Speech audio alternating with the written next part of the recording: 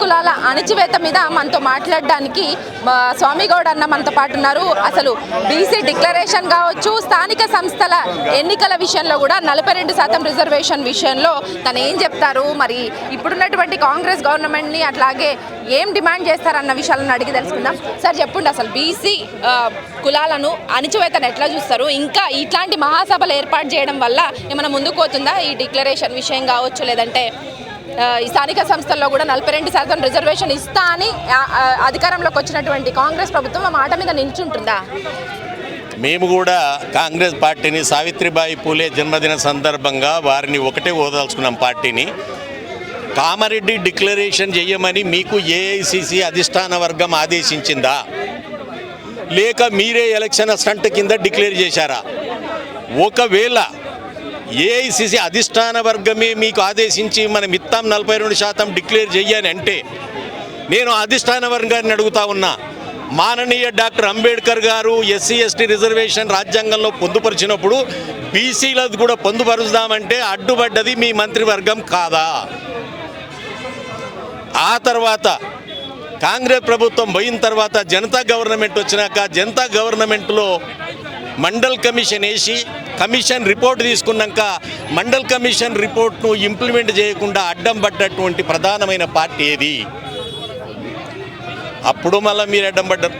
ఆ తర్వాత 10 సంవత్సరాల తర్వాత విపి సింగ్ గారి అధికారం ప్రధానమంత్రి కాగానే లోపల ఉన్నటువంటి రిపోర్ట్ బయటికి తీసి మంత్రివర్గంలో చర్చకు పెడితే ఆనాడు మీరు భారతీయ జనతా పార్టీ ఇద్దరు కలిసి మద్దతు ఉపసంహరించుకున్న మాట నిజం కాదా? 3 సార్లు అడ్డం పడ్డ మీరు ఈనాడు ఏఐసిసిగా మీరు రేవంత్ రెడ్డికి ఏ విధంగా హామీ చెప్పారు? లేదు, రేవంత్ రెడ్డి గారే చెప్పారనుకుందాం తన రాష్ట్రం బాగుపడాలని. మరి చెప్పి ఏడాది అవుతుంది, మీరు మీ కదలికేంటి? ముఖ్యమంత్రి గారే చెప్పాలి. వాళ్ళు చెప్తే హామీ ఇచ్చాడా, లేకపోతే తనంతల తనిచ్చాడా?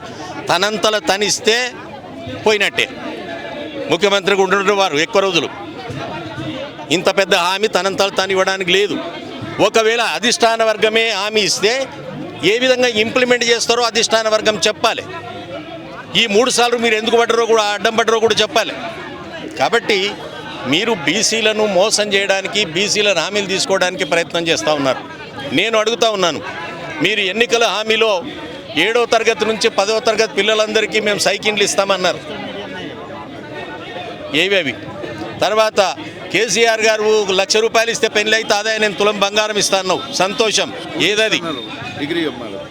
మరి 6 గ్యారెంటీల అమలు విషయంలోనే పక్కదారి పట్టించి డైవర్షన్ పాలిటిక్స్ చేస్తున్నటువంటి రేవంత్ సర్కార్ ఇప్పుడు ఈ బీసీల డిక్లరేషన్ విషయంలో కూడా ఏది ప్రకటించకనే ఏం చెప్పకుండానే బీసీలను మబ్బబెట్టి ఈ స్థానిక ఎన్నికలకు కూడా వెళ్ళిపోతే 42% రిజర్వేషన్ ఇవ్వకుండా ఎలా ఉంటుంది మీ కార్యాచరణ? ఎట్లుంటుంది? ఒక మీరు చాలా గొప్ప విషయాన్ని ప్రస్తావించారు.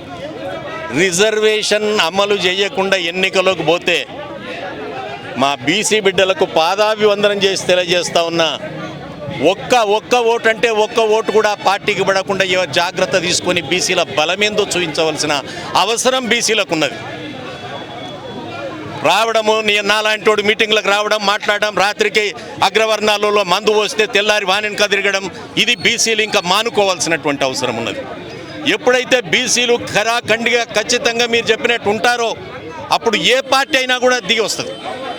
కానీ మా బీసీ అన్నలు, మా బీసీ మిత్రులు, మా బీసీ విద్యావంతులకు నేను దండం పెట్టి చెప్తా ఉన్నా, ఇకనైనా ఇప్పుడైనా లేదు రేపైనా ఒక కఠినమైన నిర్ణయం తీసుకోండి. మన పిల్లలు మనం చూడకపోవచ్చు, మన కొడుకులు చూడకపోవచ్చు, కనీసం మన మనుమడైన తెలంగాణ రాజ్యాన్ని బీసీ ఏలే విధంగా కొంత ఆలోచన చేయవలసిందిగా నేను బీసీలను కోరుతాను. బీసీల్లో అవగాహన తెప్పిస్తున్నప్పటికీ ఎలక్షన్స్ వచ్చేసరికి మనోడు మందోడు అని చూడకుండా మళ్ళీ అదే రెడ్డిలకి స్థానాలని కల్పిస్తుంటారు, అలానే గెలిపించుకుంటుంటారు అగ్రవర్ణాలని.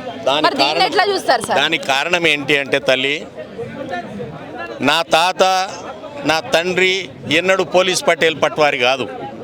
వాళ్ళ తాత వాళ్ళ తండ్రులు పోలీస్ పటేల్ పట్వారులు. కాబట్టి ఏ భూమి ఖాళీగా ఉంటే అన్ని ఎకరాలు వాళ్ళ పేరు మీద ఎకరాలకు ఎకరాలు రాసేసుకున్నారు. ఆ ఎకరాలకు ఎకరాలు రాసిన ఎకరాలన్నీ కూడా వారసత్వంగా అనుభవిస్తున్న వాళ్ళు ఈనాడు ఉన్నటువంటి అగ్రవర్ణాలు వాళ్ళ పిల్లలు. వాళ్ళు ఎన్నికలు నిలబడ్డారు. మరి నా వారసత్వం ఏంటి? నా వారసత్వం ఏంటి? వాళ్ళ పొలము మా అయ్య దున్నుతూ ఉంటే ఆయనకు సర్ది తీసుకుపోయిన వారసత్వం నాది. ఆయన మా తండ్రికి అన్నం తీసుకుపోయిన వారసత్వం నాది. అక్కడ వాడు ఇక్కడ నేను ఎలక్షన్ నిలబడితే ఏ విధంగా నేను ఆర్థిక పరిస్థితి తట్టుకోగలను, ఏ విధంగా నా వాడు గెలుస్తాడు. ఇక బీసీలు ఎన్నడు కూడా 10,000 రూపాయలు చేతిలో చూడని బీసీలు ఒక్కసారిగా ఇంట్లోకి వచ్చి 50,000 ఇచ్చిపోతే నా బీసీ బిడ్డ ఏం చేస్తాడు? లొంగిపోతున్నాడు, పడిపోతున్నాడు. అందుకే నేను బీసీలను కోరుకుంటున్నా, దయచేసి బీసీ అన్నలారా, విద్యావంతులారా, చైతన్యం కండి, ఇకనైనా చైతన్యం కండి. దయచేసి ఎక్కడ కూడా ఈ డబ్బుల వ్యవహారానికి లొంగకుండా, మందుల వ్యవహారానికి లొంగకుండా మనం నిబద్ధతగా నిలబడ్డప్పుడే రేపు భవిష్యత్తులో మన పిల్లలు రాజ్యాధికారానికి వస్తారు, వారసత్వం ముందుకు వస్తుంది. కాబట్టి ఇప్పటికైనా మనమందరం, నాతో పాటుగా అందరం కలిసి జాగ్రత్తగా ఉండాలని చెప్పి కోరుకుంటాను. సో మొత్తానికైతే బలం బలహీనతల మీద జాతీయ పార్టీలు ఎప్పుడు బీసీలకు దెబ్బ కొడుతూనే ఉన్నాయి. ఇలా కాకుండా భవిష్యత్తులో స్థానిక సంస్థల ఎన్నికల విషయంలో కావచ్చు, ఇంకే ఎలక్షన్స్ విషయంలో కావచ్చు, బీసీలే రాజ్యాధికారం ఏలే విధంగా మన బీసీలంతా కూడా ఏకం అవ్వాలని కూడా స్వామిగౌడ్ గారు కోరుతున్నటువంటి సిచ్యువేషన్. కెమెరా పర్సన్ రాజేష్తో హరిత, న్యూస్ లైన్ తెలుగు.